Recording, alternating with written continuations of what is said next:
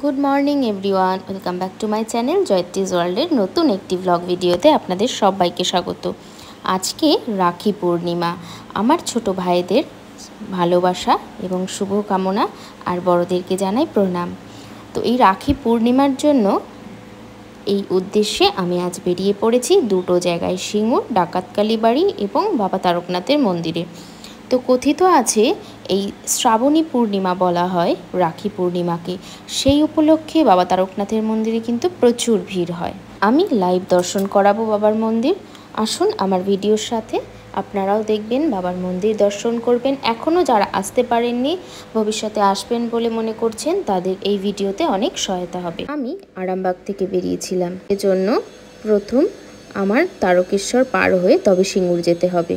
আপনারা সিঙ্গুর আসতে গেলে প্রচুর ট্রেন পেয়ে যাবেন, সিঙ্গুর লোকাল অথবা তারকেশ্বর লোকাল বা হাওড়া গোঘাটগামী লোকাল অথবা আরামবাগ লোকাল। আমরা প্রথম সিঙ্গুর নামবো। তো সিঙ্গুর নেমে পড়েছি, নেমে ট্রেন লাইন ক্রস করে এসে দেখতে পাবেন প্রচুর টোটো, 10 টাকা ভাড়া দিলেই আপনাদেরকে নিয়ে যাবে ডাকাতকালী মন্দির। তো এই হলো মা ডাকাতকালী, 550 বছর পুরনো এই মায়ের মন্দির। কথিত আছে গগন ডাকাত এবং রঘু ডাকাত মা শারদা আটক করেছিল। এ সময় ঠাকুর রামকৃষ্ণদেবের প্রচুর শরীর খারাপ, তো সেই জন্য মা শারদা দেবী আমার পুকুর থেকে, তার মানে তার শ্বশুর গৃহ থেকে কলকাতা দক্ষিণেশ্বরের উদ্দেশ্যে যাচ্ছিলেন।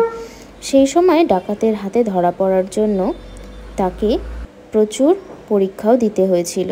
রঘু ডাকাত এবং গগন ডাকাত এই মা ডাকাতকালীর মধ্যেই শারদা মায়ের দর্শন পান, সেই জন্য তারা মায়ের চরণে পড়েছিলেন এবং এক রাত মাকে আশ্রয় দিয়েছিলেন। সেই রাতে মা শারদাকে ভোগে দেওয়া হয়েছিল চাল এবং কলাই।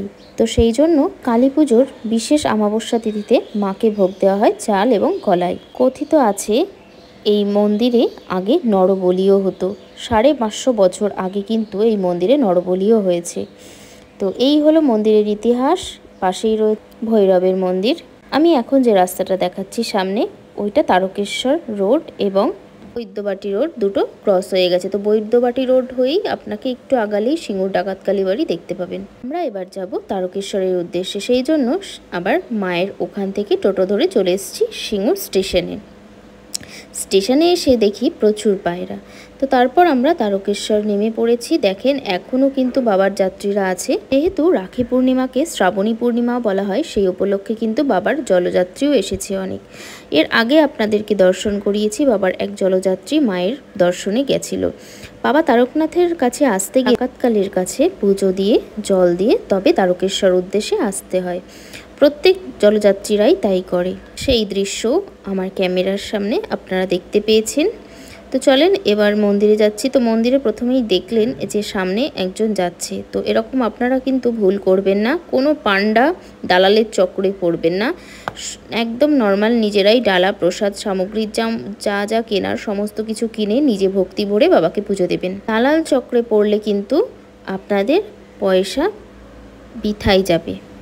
যদি কেউ বাবাকে কিছু দান করতে চান, অবশ্যই বাবার গদিতে দান করবেন এবং গদির সামনেই সমস্ত কিছু লিস্ট দেওয়া আছে। যারা বাচ্চাদের চুল দিতে চান, তারপর উপনয়ন, সমস্ত কিছু যা যজ্ঞাদি মানে উপকরণ যা হয় আর কি, সেই সমস্ত কিছুর লিস্ট, চার্ট, রেট চার্ট সমস্ত কিছু দেওয়া আছে। ওই ডিটেলসটাও আপনারা দেখে নেবেন। আসুন, সামনে এটা রাজবাড়ি। তো বাবা তারকনাথের মেন মন্দিরে যাওয়ার উদ্দেশ্যে এটা কিন্তু রাজবাড়ির গেট। এটা স্টেশন দিয়ে আসলেই আপনারা দেখতে পাবেন, বাই রোড হয়ে আসলে কিন্তু আপনাদের এটা ঘুরে আসতে হবে। তো বাবা মন্দিরের এটা পিছন দিকটা।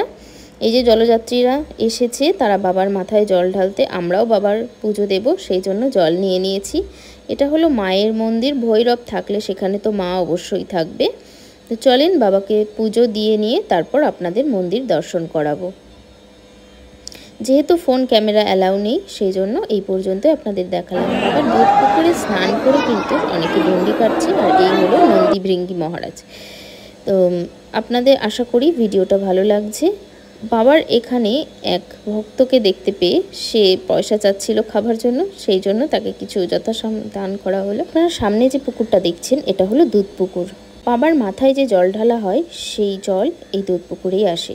আর এই হলো বাবার মন্দিরের চূড়া। তো আশা করি আপনাদের ভিডিওটা ভালো লাগলে লাইক, কমেন্ট, শেয়ার, সাবস্ক্রাইব। আর এই হলো তারকেশ্বর স্টেশনের ইতিহাস।